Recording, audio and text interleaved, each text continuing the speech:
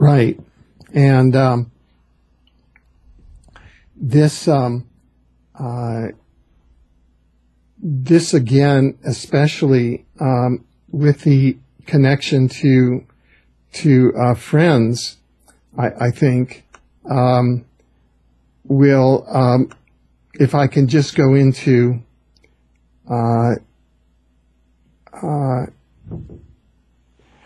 during the trial, Robert Pickton was asked point blank if the Hells Angels were involved in any way with the murders. And he said no. But the question is, why did they ask him that? And there is evidence that the Hells Angels, in fact, had attended many of the parties that occurred at Pickton's farms, at which the young women, mainly Aboriginal, First Nations, Native American women, were brought and introduced and made to dance various dances, and then these evolved into ritual murders. And a musician who played at these parties said that the Hells Angels were there all the time. And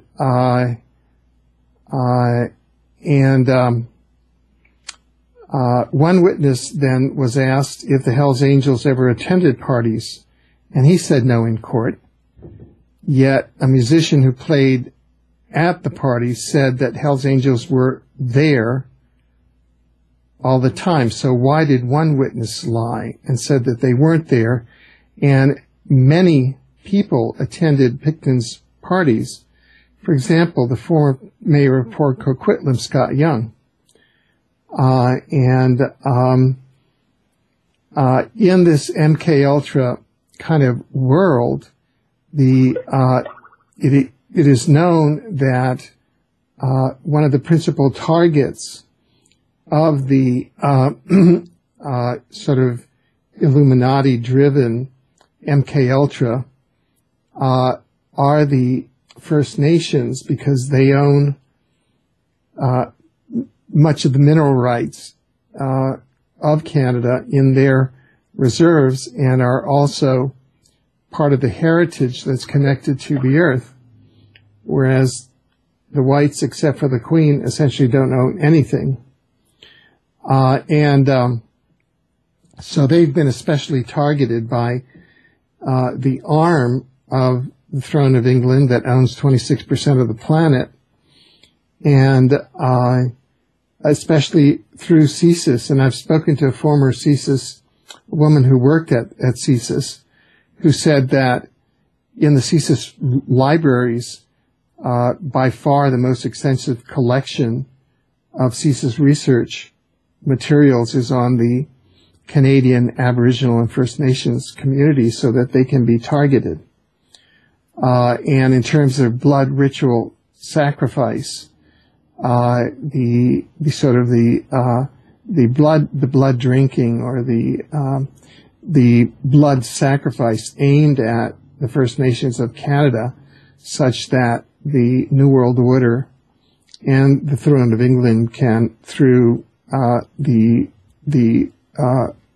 law enforcement, the satanically oriented law enforcement networks, well, this is part of their taking over. So if Robert Pickton were a mind control asset, an MKUltra mind control asset of these networks, he is behaving in this fashion, and thus the introduction of an undercover police who at that time, by using mind control, by himself mimicking a serial killer in his cell, would elicit mind control confessions from Pickton that in fact he murdered all 49. And as an MKUltra mind control subject, he would not be aware of the vast network of the MK Ultra networks, that in effect he would be serving, by having these parties at his location, and then, by being mind controlled, or he, would wake up and think that he killed them, or, things like this. So, here we have an instance where it's unthinkable that a person like this, could have succeeded in 49 murders, the degree of perjury that occurred at the trial to isolate him as the sole murderer is extraordinary.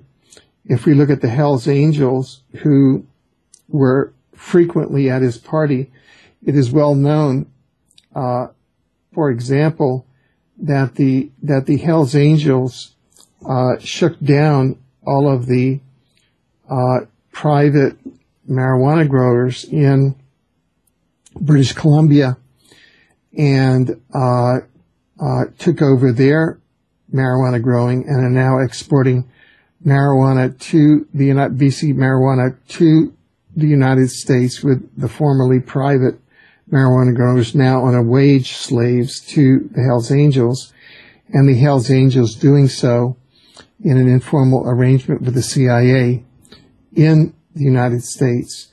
And it's those profits that, as part of the God formula, gold, oil, and drugs, are used to fund the black budget for exotic weapons and for all sorts of unconstitutional armaments and operations that are outside of the constitutional budget in the U.S. So the Hells Angels, in well-documented studies, have been shown to be an arm of the Central Intelligence Agency and have subverted the free and independent marijuana growers in British Columbia and have now taken them over on behalf of the CIA. I see. A very, very interesting perspective, Alfred.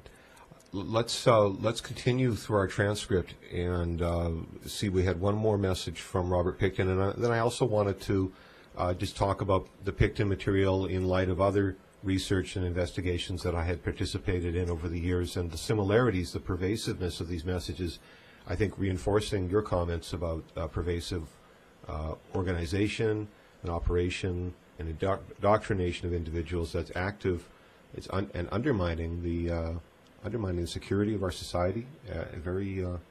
Very vital that people take a closer look at these questions.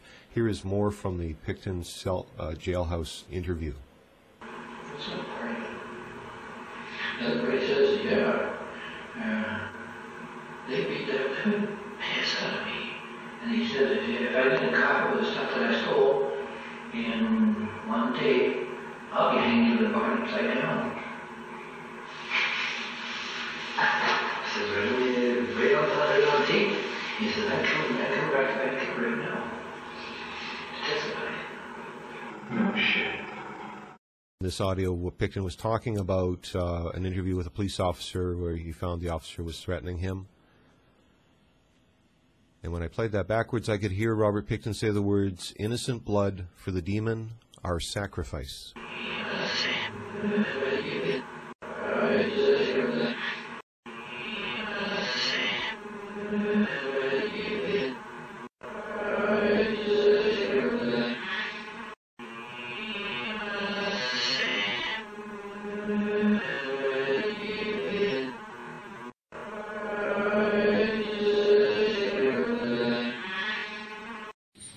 Right. These are the